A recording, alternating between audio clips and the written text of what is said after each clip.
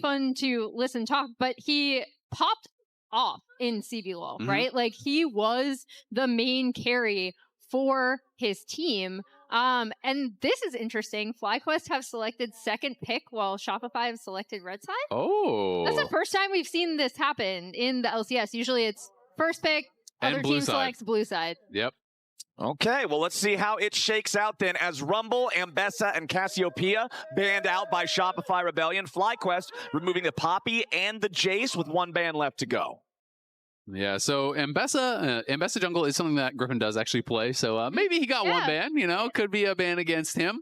Of course, Quad, always known for the Cassio, and Cassio is actually quite strong now in this season, so I do think that's going to be a mainstay on the bans against FlyQuest. You mentioned the Ambessa jungle. Jace jungle was also super popular on ladder here for the first week of the new season. Pretty much every jungler playing those. Jarvan, a more traditional pick that has been very, very popular in the jungle as well. As Varus is locked in for Shopify, it is a flex between AD carry and top lane, and Wukong will be the first pick here for Fly. Yeah, and it's no surprise to see the Varus locked in immediately. Been a really high priority pick, really dramatic win rate outside of, I believe, the LCK right now in terms of just winning globally across the world. We have the Malphite locked in. Malphite jungle or Malphite top? I'm assuming it's jungle. I think it's going to be Malphite jungle. Contracts was one of these junglers. Is up. Yeah. Sylas is up. I feel like I don't even care if you don't know how to play Sylas. You just press Sylas. Slam it. Also, I feel like Griffin is the type of jungler to have practiced jungle Sylas. Well, and then you have to put Wukong top or something, though, right? So we would have to see some more like atypical lanes. So I guess they're saying like you won't just slam Sylas because you don't want to like blind Sylas top, and we're not willing to play, you know, Wukong top and Sylas jungle. But I am a little bit surprised because that is always seen as like, if you're going to play Malphite, you have to pay the tax of the Sylas. Statistically, I remember I was talking to Freak, and that's supposed to be like the sharpest counter, so to speak, in the entire game of any combination of champions. So they are not going to go for it, though. Instead, it is going to be the Jhin, who is the other side of that, who's generally considered to be countered by the Malphite. So we'll see how that works out for Masu. Yep, and the Azir, kind of standard, fits into any composition, super high prio mid. Also something that Ginny has had insane highlights on during his KT Challengers career. I personally, as someone who watched him in Challengers, I'm super excited for his debut here in the LCS, and he is incredibly comfortable on this pick, like most LCK mid laners. I mean, he is just such a talented player. This is a guy who I think we would have seen in the LCK probably a while ago if he wasn't behind BDD, one of the very best, most experienced mid laners in the entire world. But this is a guy who had LCK offers, and I know, you know, talking to Demonte, he was saying he was surprised that he wasn't just going to join an LCK team because he got multiple LCK offers and decided to come, you know, join Shopify, was really excited for the prospect of playing with this team. And he is really, I think, a player with incredibly high expectations. You know, this is someone who was looked at as a potential top LCK mid laner prospect-wise. So for him to be coming here, starting his career in tier 1 in the LCS, I think is really, really exciting. This guy could be something special. All right, we've got the second half of the bans completed now with Nautilus and Sion banned by FlyQuest. Shopify Rebellion removing Rakan and Gwen from the pool of available choices as FlyQuest's fourth pick now. They're thinking about a couple of different things, but it will be Karma to pair with the Jhin. Yeah, we have a nice Enchanter support to be supporting that Jhin. We'll see what Shopify want to respond to here. I feel like we need some sort of hard engage, though, from FlyQuest side. Like, yes, you have the Wukong who can go in, but it doesn't feel like it is, you know, the first thing you want. Generally, Wukong functions better as follow-up. And if you're going to go in Enchanter support, you know, that is something that you are paying. Of course, we are expecting to be Malphite jungle. It's going to be Malphite jungle because we have that Renekton coming through, and Seo's just going to slam down the Bard. Okay. So Bard, Malphite, those are kind of like the primary engages. Obviously, you have the Varus as a follow-up. You have potential Azir shuffles, lots of ways to engage. It is going to be Cassante for Gakko. So the go button really just is kind of the Wukong Orianna combo, and that is just about it. Whereas on the other side, there's so many ways to start up the fights, and there's really vulnerable carries in both the Jhin and the Orianna. So I kind of like what Shopify has drafted out here in this first game. Yeah, when I'm looking at how these composition each kind of play out, the space and setup that's required of FlyQuest, in my opinion, is a little bit more difficult. They obviously do have champions with pick potential, like the Cassante, like the Wukong kind of jumping on top of you. But I really love what Shopify have brought to the table here. I'm especially excited to see contracts on this jungle Malphite. Yeah, jungle Malphite's exciting. Having Zinni on like the staple mid laner for, as you mentioned earlier, Emily, pretty much any type of comp or situation in League of Legends is a great way to get a gauge on, you know, how he's going to look here for his debut. Pretty much every aspect of the mid laner skill set can be applicable to Azir. Absolutely. And Contrax is a guy who's been around for a long time competitive, 2017 coming in, Cloud9. This is his first ever Malphite jungle game of his career. And he is going to be playing PTA Malphite. So going to be exciting to see how he performs on it. Contrax, always one of the players that is very quick to pick up new picks in the meta, which is something I've always enjoyed about him. Regardless of the style, if it's a tank, if it's a carry, if he thinks it's OP, he's going to play it, and he's going to play it well. Yeah, as soon as I heard about some of these new jungle picks coming through and saw them in the LCK and LPL, I was like, Contrax is going to be all over this. He is exactly the type of jungler who wants to play out something like this. It's interesting, too, because mostly we have been seeing Electrocute for the Malphite jungle, but he is going to go PTA. I am expecting it to just be, like Zeke's tank, that kind of more standard style. I'm not going to see, like, full AP or anything crazy. But the clear for Malphite is actually quite good now. You really can power through the jungle pretty quickly. Of course, your ganks are not really anything until you're 6. This is like kind of the Nocturne territory. You can throw maybe a shard at them. Maybe even worse than Nocturne. You can just kind of waddle into lane, You can waddle aggressively. Yes. I do want to bring up Zinni again, as you see on the side of your screen. He is one of the most hyped mid lane prospects coming out of the LCK. Everyone was kind of wondering where he would end up after KT Challengers, and I did really quickly pull what I think is one of his most famous play on this Azir that he's playing currently, but this was a huge turnaround fight against Damwon Kia Challengers, I believe they were called at that point, in 2024. And it's one of his most famous kind of Azir shuffle plays that completely turned the game around. I think he actually got the MVP for Finals this MVP. game as well. Yep.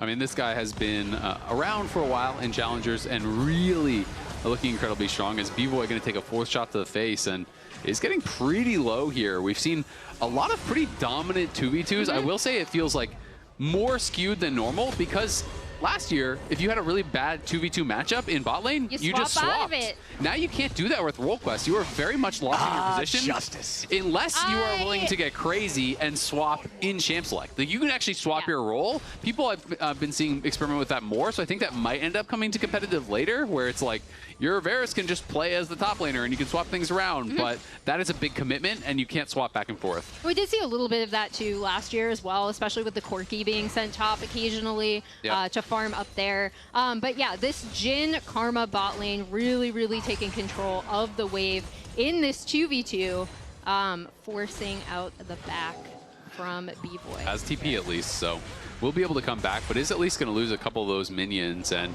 not the best buy. It's just a tier with no pots or anything, so not ideal start here for B-Boy and Seos.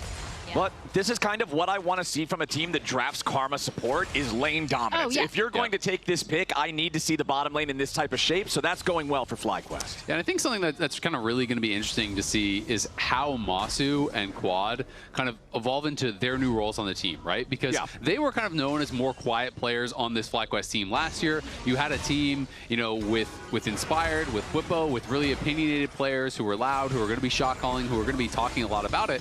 And, you'll talk to people, and they basically said that Masu and Busio didn't even talk when they played in-game because they were so on the same page that they could really just play with pings. When you're playing with someone who is brand new to the Tier 1 scene, like Cryogen. Cryogen just turned 18 recently. You have got to talk. You have got to tell him what you want from him, what you need from him. And it's going to be more of that leadership role now for Masu and Quad. That is kind of crazy that he is half my age. That's Oh, no. That is wild. But yeah, you got somebody new to the league. He's got to find his own identity in the way that he works with the team, the way that he can be his best support. And right now, in that bottom lane, there is the wave and change advantage for Masu over B-Boy in terms of the farm. Little tiny advantage there for Quad in mid lane as well. As you can see, supports making their way over. Zinni not going to be hit by that empowered inner flame as Cryogen just wards Seos away now. I mean, it's just such a different year and such different expectations for FlyQuest now coming into this year. Last year, at the end of the Worlds, they were the longest standing Tier 1 roster in the world. 513 days together. The expectations was, you're going to dominate LCS. You're going to try to challenge the top teams internationally. That's what people were expecting from FlyQuest. Now it's like a total rebuild, right? You lost 3 of your players. You lost arguably the 2 best players in the West, period, with Inspired and Busio. And now you have 3 super young players. You have new coaches coming in. You have a complete overhaul, and everything is kind of now a restart. They firmly believe that they have the future of League of Legends here in North America on this team. They think they have some really talented young players, but you have got to develop those players and see how quickly they can do that. Exactly. It's a long-term investment versus looking to just immediately be right back in contention for, we're going to guarantee that we're top 2. We're just going to get the most expensive guys, the most experienced guys we can. And I think that's kind of what's exciting to me about this roster is that, yes, it is a long-term thing, but you can see the potential with these players. So if there is that high roll and everyone kind of just works from the word go, they could be really good really fast. Yep. Yeah, they're a really exciting young team. By contrast, I think it's really interesting to look at Shopify, right, who kept almost their entire roster. I was wondering if Fudge was going to go for it. He did not. But they kept their entire roster, right, except for mid lane. They did that mid lane swap. As we see. Yep, flash coming out immediately. The follow unstoppable force from Contracts, and it appears Griffin is caught in a place he cannot escape. It's first blood over to Shopify. Contracts just had the earlier level 6 there. Griffin was not quite 6, and Contracts just flashes in on him to slow him. Griffin flashes out, but you still have the ult to follow after that. So well played there by Contracts. Gets that early kill, and it goes to Zinni. Yeah, that's huge for Shopify, and also just, like you said, getting that level 6, really well done when you're looking at this Malphite kind of coming online exactly at level 6, immediately gets the return on that ult and level investment, and should give them a little bit more control down on this bot side as we might be preparing for Drake Peak. One thing that I always look at whenever it's Azir versus one of these immobile standard type of mages like an Orianna or a Syndra is as soon as he hits level 6, I kind of just like seeing Azir go for the shuffle, blow the flash, especially if you have something like Malphite who's already used his ult. Blow the Orianna flash now. As soon as Malphite has his ult ready again, wham, bam, it's a kill. I'll see if that's what Shopify want to go for here, as Zinni does still have that ultimate available, has his own flash. Quad still with the flash as well, as Contracts is back out on the map. Nice little deadly flourish there from Masu. Seos wants to get over to the magical journey, and indeed he and B-Boy can both take that one to get to safety. Only the 1 kill after 7 minutes. Really the goal difference is just the kill plus the assist money, so not a super active early game from either side just yet. Yeah, and it makes sense given both of these compositions, especially given where their junglers want to be, right? Hitting level 6 and then kind of taking control of some of these early skirmishes. I do have to point out, Flowers, you know, lane swaps did have a little bit more action than the extended laning phase we're seeing now. You know, my evenings are also much more eventful if I eat poisoned, rotten food, but I don't particularly think that makes them better. Yeah, I was going to say, if you get in a car crash on the way home, it's pretty action-packed. Yeah, but it's not exactly the best way to spend It's not my preferred method of driving. I'm sorry, Emily, for yourself, no. I'm never crossing the line to your side on this issue. But Shopify Rebellion, happy with their nice little early lead here. Teleports, you can see, are ready to go for everybody on the map except for the top laners. Quad has his. You've got them ready and available, not just for Zinni and B-Boy, but also for Seos, who does have the Summoner Spellbook on the Bard. So I want to see if Shopify can really catch FlyQuest off guard with all these TPs. Griffin goes in for the Cyclone. Contracts tanks the front of it. There's your curtain call. 3 shots and Contracts. Zinni goes in for the shuffle, but he only finds the target there on a Griffin as the Wukong is about to die again. B-Boy takes the kill. Zinni staying alive. Quad at least finds it, but no, the kill credit goes over to Cryogen. It's a 2-for-1 favoring during Shopify Rebellion. Yeah, it's good for Shopify. At the end of the day here, Zinni tried to go for the big play with that flash shuffle, but couldn't catch him. Yeah, B-Boy in danger now, down to 300 HP. You're going to see Seos down to 200 as well, but FlyQuest don't have the firepower to finish off those kills. Yeah, but they will be able to get mid-prio off of this, which actually does work out well for them as we see Gakkos and Fudge continuing to go at it. And now Contracts is... We don't have a Drake take yet, but he is going up and going to get at least one of these grubs. Yep, is able to grab one grub. B-Boy walking away with 2 kills. It is always terrifying to see an accelerated poke Varus. The amount of damage this guy starts to do is just ridiculous. So are going to have to be pretty careful about that now. Okay, let's see here. We do have the 1 grub taken by Contracts for the Shopify side. Now Griffin is up there dealing with the remaining 2 grubs. Azael, you, Kobe, and I had a conversation about this yesterday, about how grubs, the efficacy of that objective feels significantly less in 2026 than it did in 2025. So not going to be as happy about being able to take the majority of the grubs as you would have been in the previous year there for FlyQuest, but hey, 2-1 is still a thing. We've still got that first Drake on the board. Ocean Drake as the first one oftentimes gets prioritized a little bit earlier, but this time around, 10 minutes on the clock, still nobody there. Yeah, and as we see Shopify kind of trying to move in after that skirmish, reestablish vision on this bot side and take advantage of the push that Varus did establish down there. Also, as you already pointed out, Azael, those long-range arrows are starting to hurt. Yep, it is going to be a little bit difficult, but Masu and Cryogen have done a great job in the 2v2. So even with those 2 kills going over and the plate going over to B-Boy, the gold is pretty much dead even. Masu has his Ghost Blade done. They did create a pretty massive CS advantage, you know. Almost 4 waves. Yeah, exactly. A good 20 CS down there in the bot lane is quite nice. Top lane, even though, you know, we've seen some pretty heavy trading, it's basically dead even, and now Shopify, they have first move here. This is going to be completely uncontested. You can see Masu and Cryogen are just walking out of base. Griffin is still just farming. He does not have that completed item because with the Zeke's Rush, it's a lot faster completion than something like the Triforce on the other side, and he's got CDR boots as well. And it looks like Shopify wants to make a move after quad here. The exhaust is down into the Emperor's Divide, and when Contracts shows up, they've got more than enough damage. Contracts will take his first kill of the game as Shopify go up 4-1. And I mean, it's fantastic for Contracts. Doesn't even have to spend the ulti, as Fudge gonna have to flash out of there. Oh, okay. Zinni overstays his welcome, gets a little greedy there, and Griffin cashes in. Triforce done. Yeah. That's a really nice pickup for Griffin, kind of taking advantage of the fact that Zinni was overstaying. As we already pointed out, though, yeah, Contracts looking completely comfortable on this Malphite. It is the exact type of champion that we already covered, that he loves to play, and we see him already being just really, really confident going for so many of these engages with his team. And this item is just so good for Malphite jungle now in this new season. The ulti haste is so nice. You have an AoE burn and slow after you cast your ulti. So, you know, with this relatively cheap build here early on, it's just ready to go, and we'll see how Zinni died. Looks like he's just going to get caught by a flash ER, and that is just about that.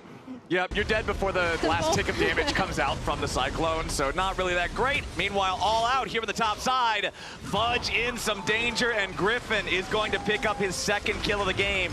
FlyQuest striking back. It was a rough start for Griffin, but he has made up for it a little bit now as B-Boy fires off another piercing arrow. Meanwhile, back in mid lane, it's Contracts. The torpedo finds the robot, and kaboom, another kill towards that jungle Malphite. This is exactly what I want to see from both of these junglers, right? Really getting involved with their lanes as we see Griffin kind of showing up to try to stop this mid lane push. This is getting spicy. Yeah, curtain call is opened up. Third shot misses, fourth shot also just a little bit off the mark there. So B-Boy zinni some serious damage as Seos continues retreating back out of the Pixel Brush. Cryogen does throw the ward down, activates the Phaelite. Yeah, and Zinni is going to start becoming a huge problem on this Azir. We can see why they've poured so many resources. Contracts has kind of always been there, or Seos has been rotating up on the Bard. And he is in a really, really good spot heading into the mid game.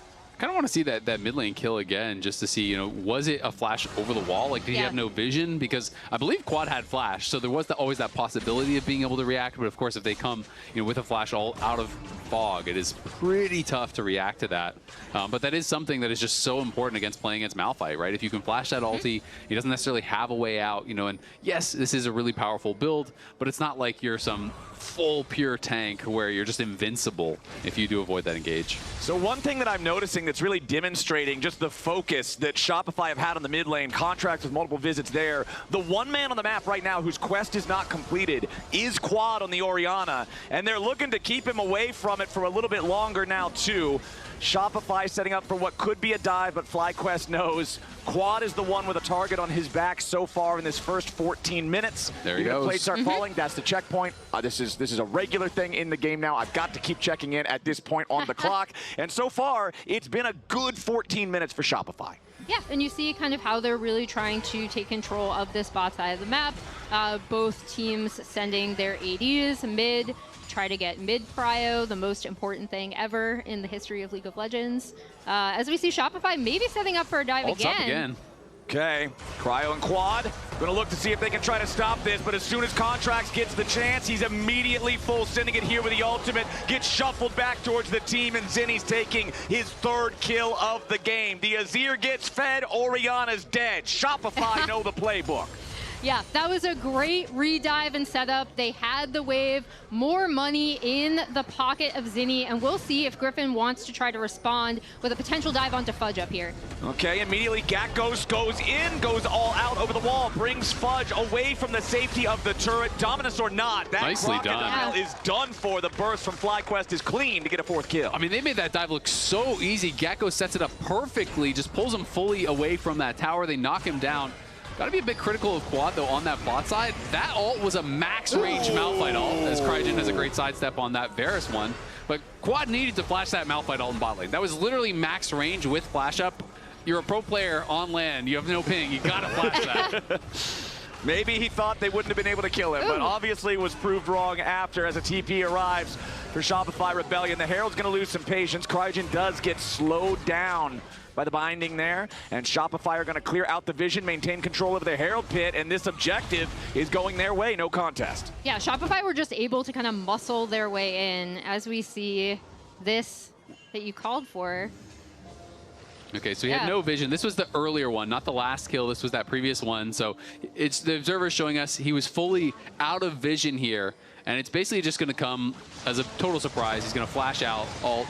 Pretty tough to react from when you don't have any idea that he is approaching. The bot lane one, I'm not going to give him the credit. Yeah, that's a little bit. The bottom one, he should have flashed for sure. I mean, he knew the Malphite was there, and it was a max range ult, so that's when you got to flash. If you don't, it's just so hard. He flashes then after being ulted and just gets swept in by the Azir, so then it's kind of insult to injury because you can't even avoid the next one. And with how much CDR the Malphite has, like, the ult is up a lot.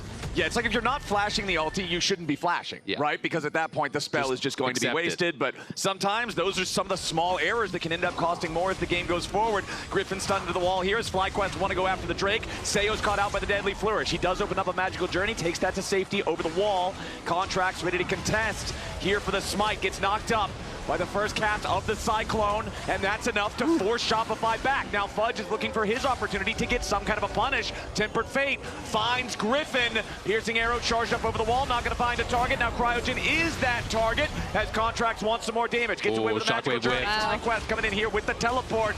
The Shockwave not finding the mark means Shopify is still alive for now. Seo's down to half HP. Curtain Call not hitting the targets on this one as the Herald is summoned up down here in the bottom lane, maybe for combat purposes. Gatghost coming in, root onto Fudge yet again, and FlyQuest gets the kill underneath the tower. Now the Herald is going to be an Uber back home to safety, but it looks like they're going to drive it through the ditch instead.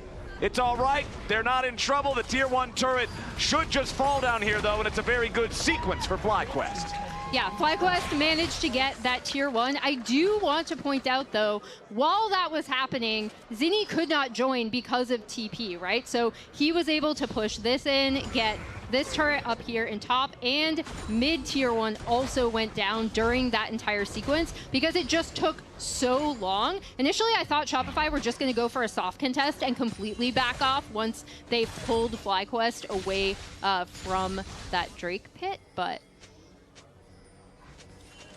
gotta say, Protoplasm Harness also pretty strong on the Malphite here. That was the second item completion, so did purchase that up. These cheap kind of supportive style items for the Malphite is one of the reasons that it is so strong right now. You have 2 support items essentially here, really fast completion times. He was on 2 full items there where it's like just Triforce in pieces for the other jungler. Jungle Malphite shops the same brands that Jungle Ivern does. Right? they don't care about names. They don't care about brands or clout. Zinni does not care about anything right now because he is dead for the next 40 seconds. Nice plays coming out there from FlyQuest, but now the attempted punish for Shopify. Piercing Arrow gets the first kill. B-Boy's on a killing spree. Griffin in a little bit of danger as the Chains of Corruption over the wall don't find the target, but Fudge is in hot pursuit. The Croc gets fed, and Quad is out of mana, out of options, out of time as he runs towards the enemy turrets. A flash seismic shard from Contracts to guarantee there's no execution, and Shopify get the better of the trade. They're up 2,000 gold. Yeah, a FlyQuest thought they'd have an angle onto Zinni, get him out of the game, kill the raid boss Azir.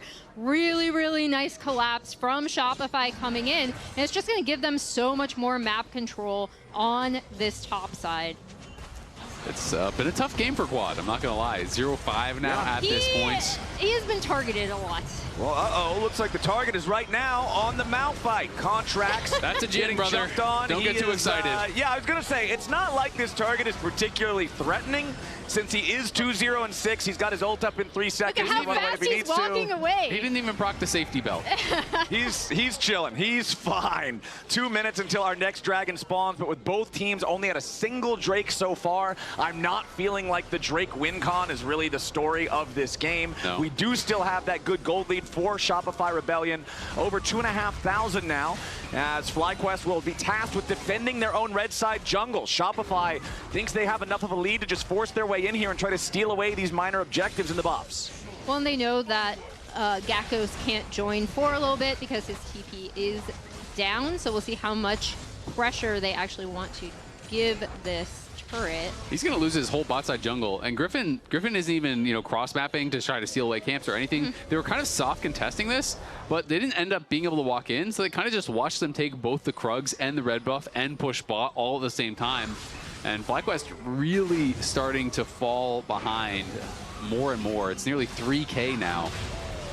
Okay, knock up there on Seos. He tries to get away, but the curtain call has opened. First 2 shots, find the support. Third hit Zinni. Fourth one saved for Seos, and the shutdown over to Masu.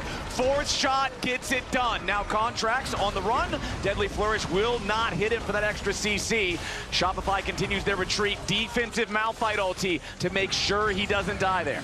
Yep, it's going to proc the harness as well. The biggest problem there for Shopify, honestly, was that Zinni was completely right? So, if you have that threat of the turn with the Malphite ult, you could have actually maybe looked for something, but Zinni whiffed on the ult, then was completely out of mana when he E'd back over the wall. So they couldn't really turn and fight at that point, which meant Contracts just has to run for the hills.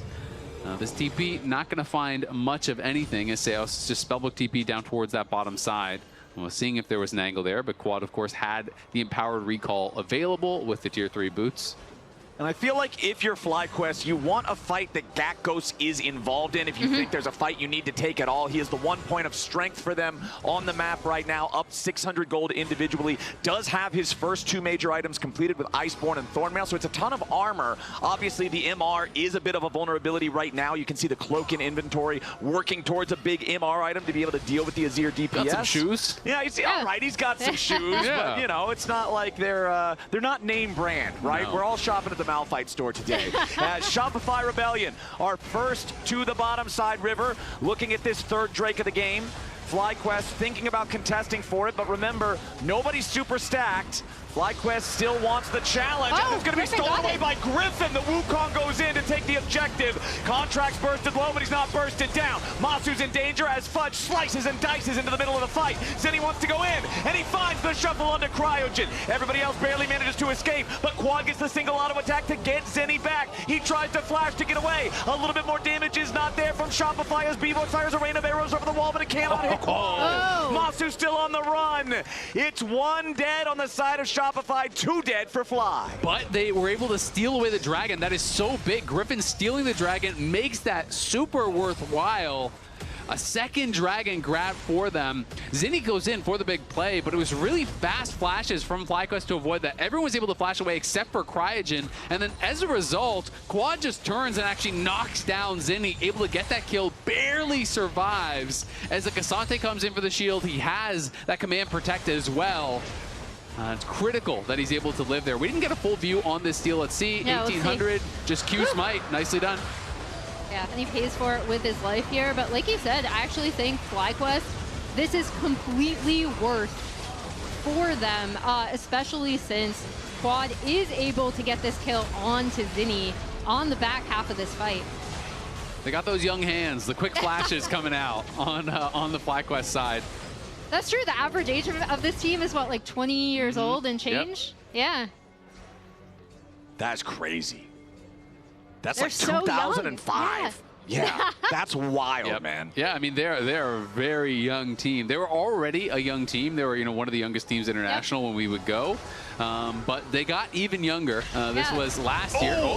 But it looks like Quad might not be getting much older on the Rift. Contracts are going to take him out before old age can strike, as Griffin's in the middle of everybody with a 3-man fight. Contract's going to get hit there by the R2 as Zinni retreats. FlyQuest trying to find these kills, but they don't have the burst to get anybody here just yet. Gat goes into the back line. Zinni's going to be taken low, taken down. Gat gets the kill. Fudge is trying to create the same kind of space into the FlyQuest back lines. He stuns up Quad. Attack, but he can't find it. The shield is real, and Quad stays alive. That is massive for FlyQuest. They win out this fight 3-0. We'll see if they can try to push for a Baron. They really want to go for it here. Yeah, piercing arrow coming out from B-Boy. Contracts has to be the one keeping anybody from FlyQuest away from this Varus. FlyQuest now still all 5 players alive, going after the Baron. It's 15 seconds until Zinni is back alive. 5 seconds on Seos. B-Boy and Contract stepping up. Cryogen going to be your target here at the start. Baron half HP. Now 3 seconds on Malphite.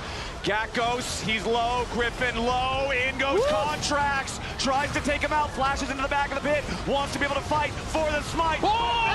It's Griffin to guarantee it for FlyQuest, but now the rest of the fight has to be fought. Zinni going in for Quad, needs the damage, finds it, but he dies himself. Seos and B-Boy are chasing him down. They want to get as many of these kills as they can. Griffin's still waiting in the tri-brush, seeing if there's an opportunity to try to turn. Cryogen with a Montre Inner Flame. Masu down to 100 HP. He stays alive. B-Boy gets 1 kill. He's on a rampage. He gets a second there on Masu. Seos knows Griffin and Gatgos are the only 2 left alive here with the Baron. He tries to go in. Fudge pops Dominus. He wants to try to slice him and dice him with a Golden Meek. He goes back in. Gatgos is kiting him. Fudge is chasing. Griffin and Gatgos juggling this Renekton around. But Fudge finally gets the kill. Now what about the last one? If they can get the kill on Griffin here, it's massive, because that's the last Baron. But no, Griffin survived. What a fight over by the Baron. That was insanity. Contracts, the split second his ulti came up, it was a couple seconds as he was going for that contest. The ulti comes up, he tries to kill off Griffin, but Griffin barely survives. We gotta go back. So this is right as he ultied back in, right on cooldown. Can't finish Griffin. He flashes into the back of the pit, looks to finish this off. I saw about 70 health on the Baron from the smite from Contract. 78 when the smite comes in. He tried to time his smite with his W, but the W from the Malphite wasn't perfectly synced up, so it went off. The W was literally mid-clap when the smite came through from the Wukong, so not perfect timing there from Contracts, and Griffin back-to-back objectives are secured, and then this was just insane, Emily. Yeah, and I mean, look at all of the healing coming out of the heals and shields. How many times I thought that Shopify would be able to take advantage of these blinking health bars. Basil dying a little bit there. I like how the completely different reactions from the coaching staff of the same team. Apollo looks devastated. ThinkCard just looks happy. Yeah. Apollo looks like one of those anime ghosts has like left his body. The fight before that, I do want to point out. Wait, hold on. We don't have time for that right now. Immediately Griffin's going in and Bevoy's going down. Perfect engage there from FlyQuest. And they're looking to make it a 2-for-1 deal. Griffin on a killing spree as Contract's Malphite falls. And now with the Dragon begun, because of the fact that Griffin stole the last one, this is FlyQuest moving to Soul Point. Yeah, this is huge. This is Soul Point for FlyQuest. I love what we've been seeing from Griffin in this game, even when it was Contracts really trying. Fudge is in trouble. Yeah, hold on. What's going on here with the Crocodile? He was in position for what he thought was going to be the Dragon fight. Yeah. But then his team got caught moving to the Dragon, and he was trying to recall, gets, I think, found out on that recall, so gets spotted, ends up going down, and that is really costly. Now Zinni's in the wrong spot, too. Yeah, Zinni got to be careful here. Has the Sun Disc to fall back to, but Quad is still looking to keep the play going because Griffin's also about to arrive. Defensive Emperor's Divide from Zinni keeps him alive. But honestly, this game at its peak was almost 3,000 gold advantage for Shopify. Now 2,000 advantage for FlyQuest. It's a 4.5K swing. I mean, what a massive difference these couple objective secures have made for Griffin. Griffin is super fed now. Getting that last Dragon, securing the Baron over Contracts as well is huge for FlyQuest. They're in control. Yeah, Masu just used the curtain call to poke Shopify down so the rest of the team could move up, take down this tier 1 turret, and guarantee more money in their pockets. Now nearly a 3,000 gold lead for FlyQuest. Less than 4 minutes on the clock until their Dragon Soul will spawn. Shopify went from driving the car to being stuffed into the trunk. Yeah, and I just want to point out, we've talked about Griffin's objective control, right? The Drake steal, the Baron. However, look at this. He's participated in almost all of FlyQuest's kills, right? So he has just been absolutely involved with everything this team has been doing. I do want everyone to cast their mind way back to that topside fight before Baron that kind of set up the Baron take, because Gakos was actually the hero of that fight, coming in with the teleport ward above where the fight was happening. So when Shopify were able to engage, he was able to come in completely onto the backline. I mean, look at his journey. You know, hit Challenger at 13, hit rank 1 at 16. He was on T1 Challengers, which was very cool. Played in the CB LOL on Loud for a little bit, and now he is here in NA. This is a guy who, you know, some people have been hyping for quite a long time. I know LS has been a big fan of him and talking about him for many years. And so it is really cool to get to see him come out. And it was fun talking to ThinkCard about this team because I talked to every coach and I asked the coaches, you know, how would you like us to judge your team? Like, by what metric would you want us to judge success? And he was saying, we have to win team fights. If this team cannot win team fights, something is wrong. He's like, I got a bunch of teenagers on my team. If we can't win with our hands, we're not going to win. He's like, I can teach them everything else, but they have to have good hands. If I'm going to sign a 17-year-old and an 18-year-old, you got to have good hands. I think we've seen that today from a lot of these team fights, right? As we see the dance in mid lane begin. Okay, so important to look at those side lanes. Quad does not have a teleport, so FlyQuest do not want this 4v4 to break out because Fudge will be the one that can then immediately skew the odds for Shopify. So FlyQuest are going to disengage from this. They have vision control here in the topside river because it's 30 seconds until the Baron shows up. Quad does have his Rabadon's Death Cap on top of the Ludens and the Shadow Flame. We talked about how the game was starting so rough for this Orianna. He was set so far behind. He is the only one without an individual gold lead right now, but free full item power spike is plenty. And especially, this is not the defensive items. This is not like a Roa and a Banshees and a Zonias. This is the one-shot you with a combo. Okay, Gakos is going in. Pathmaker to lead the way, but he won't find anybody immediately. Now Fudge has also arrived here with a TP. FlyQuest moving up, looking to reassert themselves as dominant in this river area with the Baron on the map. Contracts and Zinni waiting. Contract with a 3-man knockup, but nobody else is there. Nobody else is in the same town. Nobody else is in the same damn zip code. Masu just shoots him down, and Shopify are not coordinated enough. Griffin spins in with the R1, and he knocks B-Boy up into the air. Masu shoots him back down into the ground.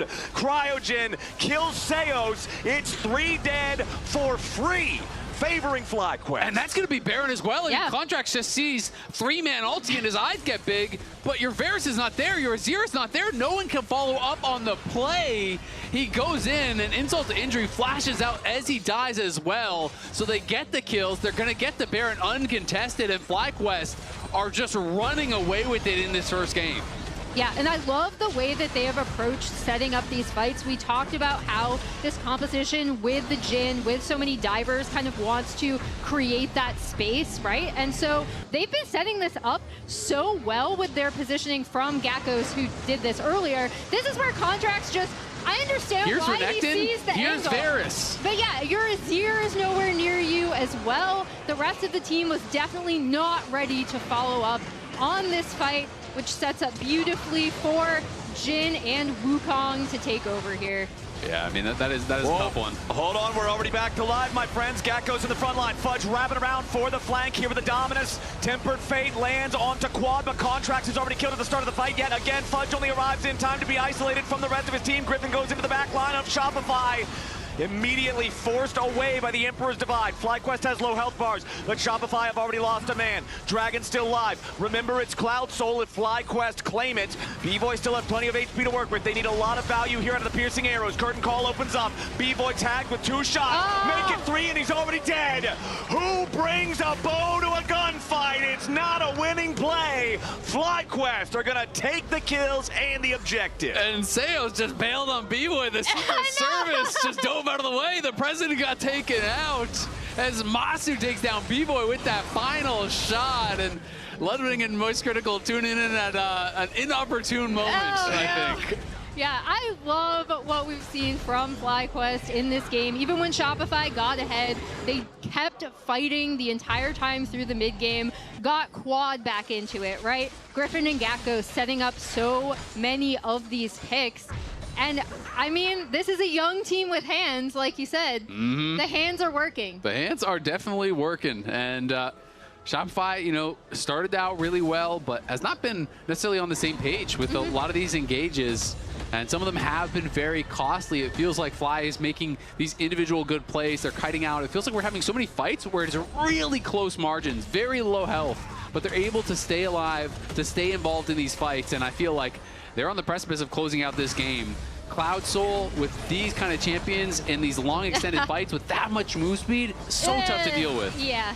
Cloud Soul Wukong is just wild stuff. Every time he gets this buff, it feels like the champion has unlimited target access. As FlyQuest are looking to force their way into the enemy base now. It's bottom lane, the first target here at the tier 3 turret line. Masu finds a quick shot there into B-Boy. Takes off about 1/3 of his HP. As this tier 3 turret really isn't looking particularly sturdy. Shopify continuing to scramble to try to defend as FlyQuest move up slowly but surely towards their first inhibitor. That one should die in no time at all. Deadly Flourish locks up Zenny back near his own Nexus turrets as the mid lane tier 3 is the next target for FlyQuest. Griffin and Quad working together on that one. They've got it down to only the final plate as they'll force their way into a second lane now, and that inhibitor will also have no serious defense. The top lane wave is in no condition for a full 3 inhib play, but I think FlyQuest are pretty happy with the state of things. Yeah, I mean, no kidding. Masu is almost to a true 7 items now at this point. You talked about Wukong, but Jhin with that much move speed too. When Masu is getting a crit, he's at 600 move speed.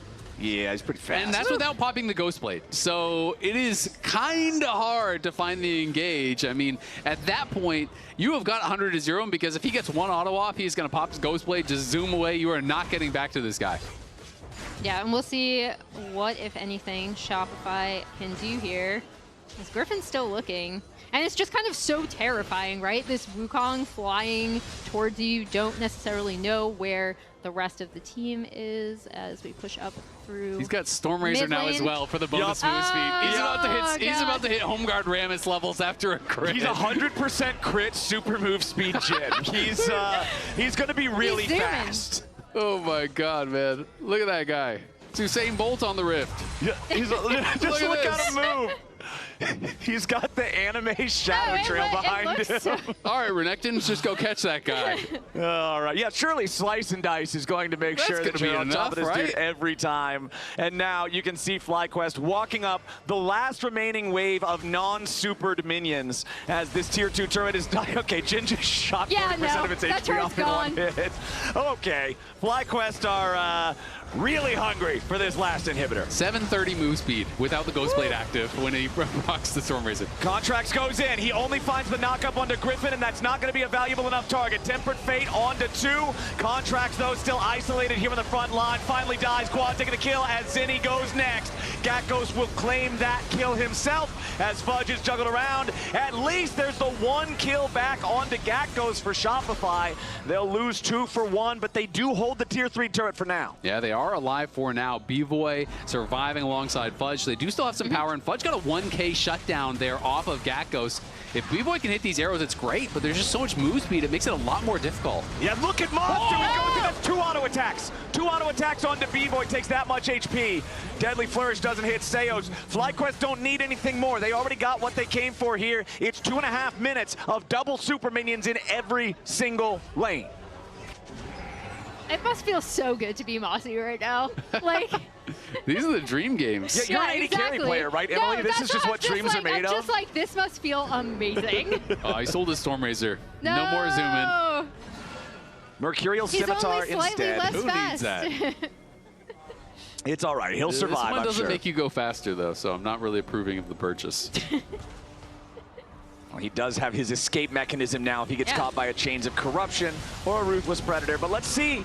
FlyQuest going after the Baron. This is kind of, I feel like, the last chance for Shopify to do anything here. It would have to be fully crazy with the steal. We'll see what Contracts has ready to go. Everybody on Shopify is in the area, but the Baron's already down to 3,000 HP. It's going to be claimed by Griffin before anything else even happens. Cryogen down to 20%, but it will not matter. They cannot kill him. Another kill on the Contracts. Fudge gets one back. Griffin knocks everybody up into the air, and Shopify has to scatter. Zinni wants the Emperor's Divide, but the only thing cut in half is Shopify's roster.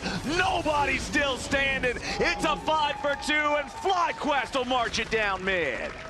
What a fantastic opening match for this FlyQuest roster. Nicely done from FlyQuest. A shaky start. They recovered it in the mid-game, and they sent it home late. They'll go up 1-0 in this best of 3. Nicely done. We'll